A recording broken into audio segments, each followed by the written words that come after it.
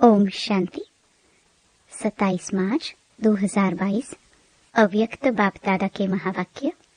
Original date 7 मार्च 1990। Ruling तथा controlling power से स्वराज्य की प्राप्ति। आज बच्चों के स्नेही बाप दादा हर एक बच्चे को विशेष 2 बातों में चेक कर रहे थे। स्नेह का प्रत्यक्ष स्वरूप बच्चों को संपन्न और संपूर्ण बनाना है। हर एक में रूलिंग पावर और कंट्रोलिंग पावर कहाँ तक आई है, आज यह देख रहे थे। जैसे शरीर की स्थूल कर्मेंद्रियां आत्मा के कंट्रोल से चलती हैं, जब चाहे, जैसे चाहे और जहां चाहे वैसे चला सकते हैं और चलाते रहते हैं। कंट्रोलिंग पावर भी है। जैसे हाथ पांव स्थूल शक्तियां हैं, ऐसे मन बुद्धि संस्कार आत्मा की सूक्ष्म शक्तियां हैं। सूक्ष्म शक्तियों के ऊपर कंट्रोल करने की पावर अर्थात मन बुद्धि को संस्कारों को जब चाहे जहां चाहे जैसे चाहे जितना समय चाहे ऐसे कंट्रोलिंग पावर रूलिंग पावर आई है। क्योंकि इस ब्राह्मण जीवन में मास्टर ऑलमाइटी अथॉरिटी बनते हो। इस समय की प्राप्ति सारा कल्प राज्य रूप और पुजारी के रूप में चलती रहती है। जितना ही आधा कल्प विश्व की राज्य सत्ता प्राप्त करते हो, उस अनुसार ही जितना शक्तिशाली राज्य पद व पूज्य पद मिलता है, उतना ही भक्ति मार्ग में भी श्रेष्ठ पुजारी बनते हो। भक्ति में भी श्रेष्ठ आत्मा की मन बुद्धि संस्कारों के ऊपर कंट्रोलिंग पावर रहती है। भक्तों में भी नंबरवार शक्तिशाली भक्त बनते हैं, अर्थात जिस इष्ट की भक्ति करनी चाहे, जितना समय चाहे, जिस विधि से करनी चाहे, ऐसी भक्ति का फल भक्ति की विधि प्रमाण संतुष्टता एकाग्रता शक्ति और खुशी को प्राप्त करते हैं। लेकिन राज्य पद और भक्ति के शक्ति की प्राप्ति का आधार यह ब्राह्मण जन्म है। तो इस संगम युग का छोटा सा एक जन्म सारे कल्प के सर्व जन्मों का आधार है। जैसे राज्य करने में विशेष बनते हो, वैसे ही भक्त भी विशेष बनते हो, साधारण नहीं। भक्त माला वाले भक्त अलग हैं, लेकिन आप आपे ही पूज्य आपे ही पुजारी आत्माओं की भक्ति भी विशेष है। तो आज बाप दादा बच्चों के इस मूल आधार जन्म को देख रहे थे। आदि से अब तक ब्राह्मण जीवन में रूलिंग पावर कंट्रोलिंग पावर सदा और कितनी परसेंटेज में रही है। इसमें भी पहले अपनी ही सूक्ष्म शक्तियों के रिजल्ट को चेक करो। रिजल्ट में क्या दिखाई देता है? इन विशेष 3 शक्तियों मन बुद्धि संस्कार पर कंट्रोल हो तो इसको ही स्वराज्य अधिकारी कहा जाता है। तो यह सूक्ष्म शक्तियां ही स्थूल कर्मेंद्रियों को संयम और नियम में चला सकती हैं। रिजल्ट क्या देखी? जब जहां और जैसे इन तीनों बातों में अभी यथाशक्ति है। सर्व शक्ति नहीं है, लेकिन यथाशक्ति, जिसको डबल विदेशी अपनी भाषा में समथिंग अक्षर यूज करते हैं, तो इसको ऑलमाइटी अथॉरिटी कहेंगे। माइटी तो है, लेकिन ऑल है। वास्तव में इसको ही ब्राह्मण जीवन का फाउंडेशन कहा जाता है, जिसका जितना स्व पर राज्य है, अर्थात स्व को चलने और सर्व को चलाने की विधि आती है, वही नंबर आगे लेते हैं। इस फाउंडेशन में अगर यथाशक्ति है तो ऑटोमेटिकली नंबर पीछे हो जाता है।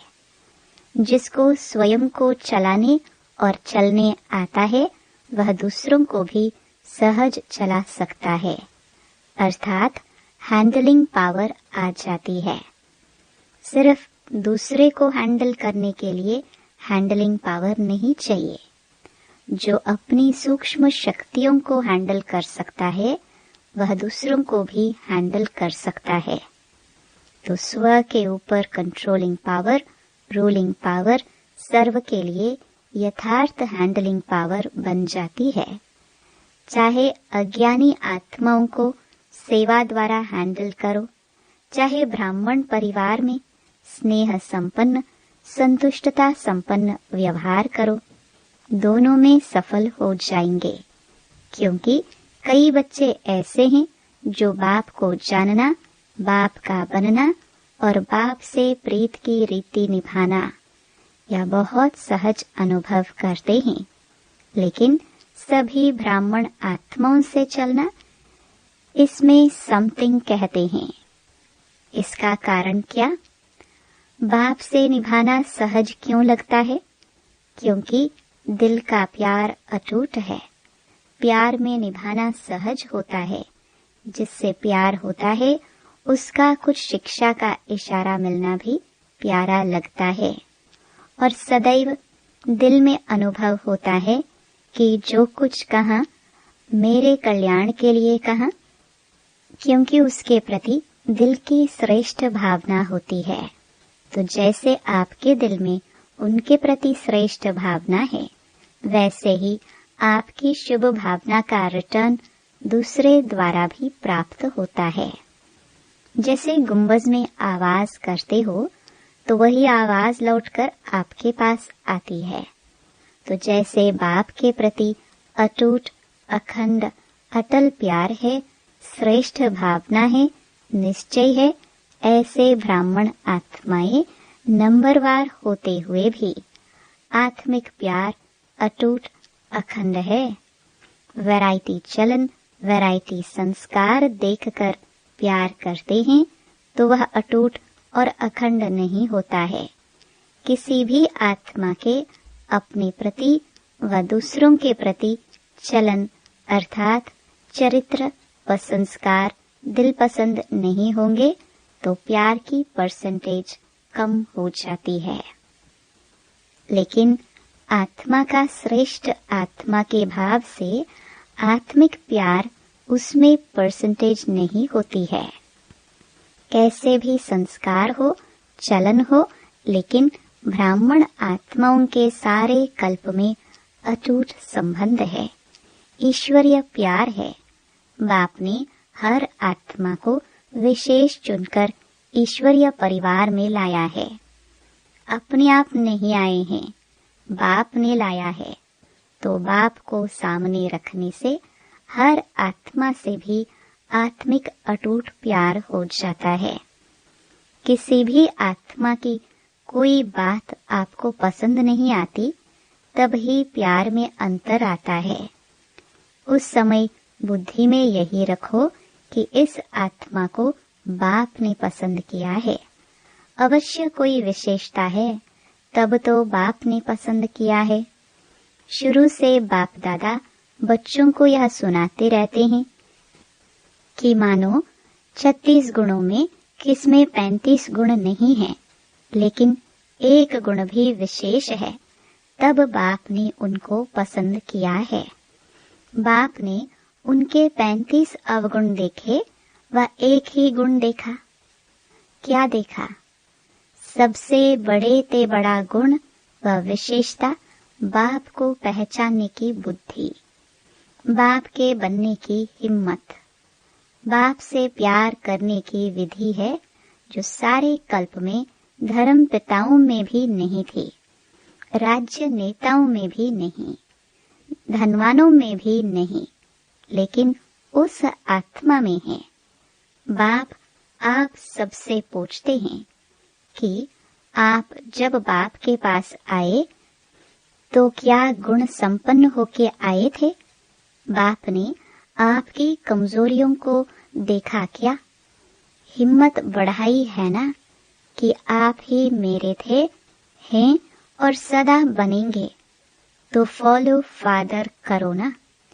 जब विशेष आत्मा समझ किसी को भी देखेंगे, संबंध संपर्क में आएंगे, तो बाप को सामने रखने से आत्मा में स्वतः ही आत्मिक प्यार इमर्ज हो जाता है। आपके स्नेह से सर्व के स्नेही बन जाएंगे और आत्मिक स्नेह से सदा सभी द्वारा सद्भावना, सहयोग की भावना स्वतः ही आपके प्रति दुआओं के रूप में प्राप्त होगी। इसको कहते हैं रूहानी यथार्थ श्रेष्ठ हैंडलिंग। बाप दादा आज मुस्कुरा रहे थे। बच्चों में 3 शब्दों के कारण कंट्रोलिंग पावर, रूलिंग पावर कम हो जाती है। वह 3 शब्द हैं। 1 वाई, क्यों। 2 व्हाट, क्या। 3 वांट, चाहिए। यह 3 शब्द खत्म कर एक शब्द बोलो। वाई आए तो भी एक शब्द बोलो, वाह। व्हाट शब्द आए तो भी बोलो, वाह। वाह शब्द तो बोलना आता है ना। वाह बाबा, वाह मैं और वाह ड्रामा। सिर्फ वाह बोलो तो यह 3 शब्द खत्म हो जाएंगे। उस दिन भी सुनाया ना कि बाप दादा ने कौन सा खेल देखा।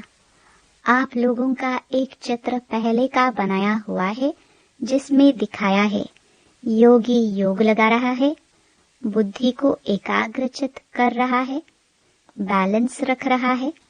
बैलेंस की तराजू दिखाई है। जितना बुद्धि का बैलेंस करता, उतना कोई बंदर आकर बैठ जाता। इन तीनों बातों के बंदर आ जाते हैं तो बैलेंस क्या होगा? हलचल हो जाएगी, बैलेंस नहीं रहेगा। तो यह 3 शब्द बैलेंस को समाप्त कर देते हैं, बुद्धि को नचाने लगते हैं। बंदर आराम से बैठ सकता है क्या? और कुछ नहीं हो तो पूंछ को ही हिलाता रहेगा।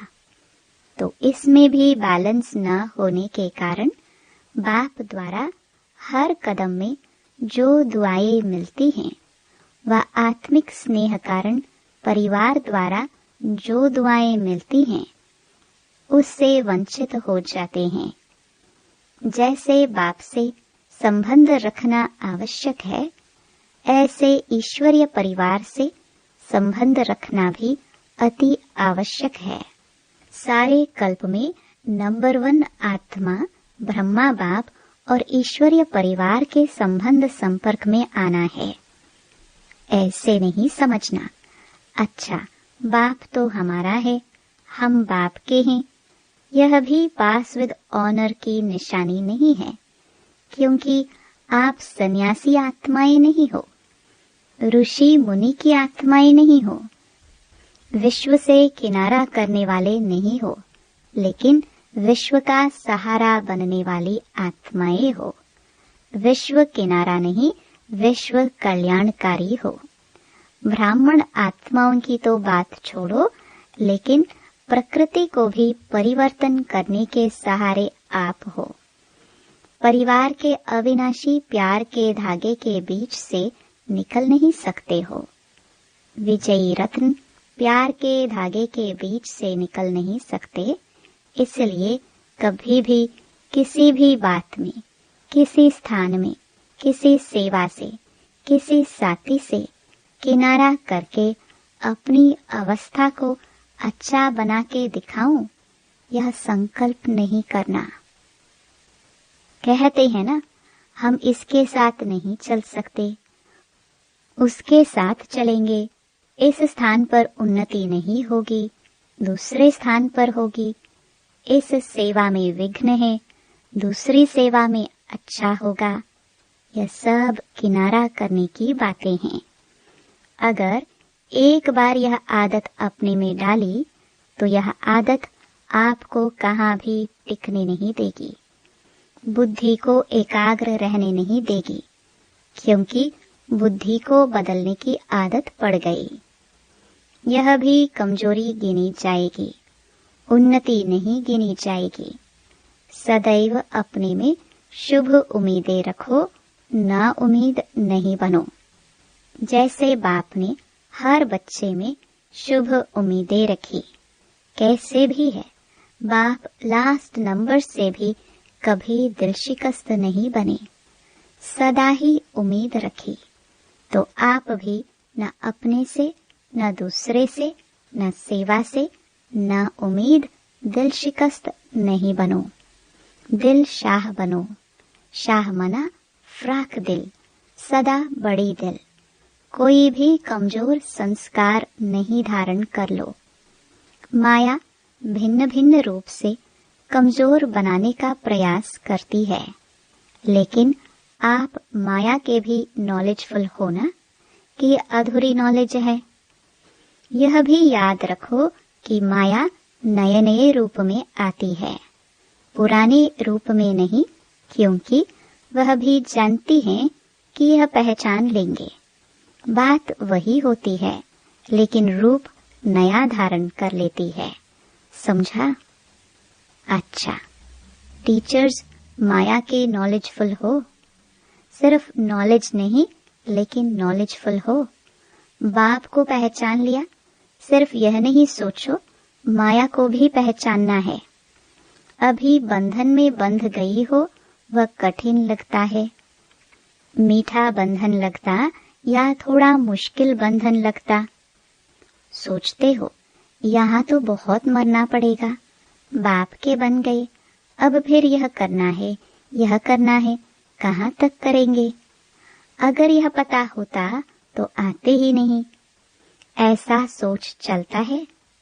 जहाँ प्यार है वहाँ कोई मुश्किल नहीं। पतंगा भी क्षमा पर कुर्बान हो जाता है।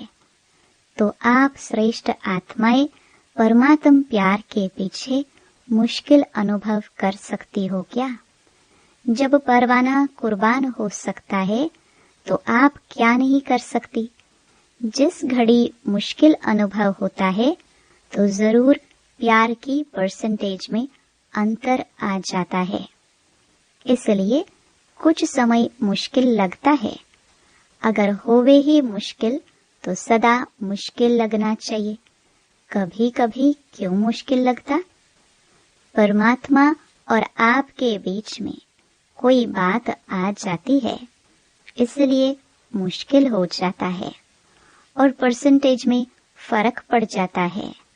यह बीच से निकाल दो तो फिर सहज हो जाए।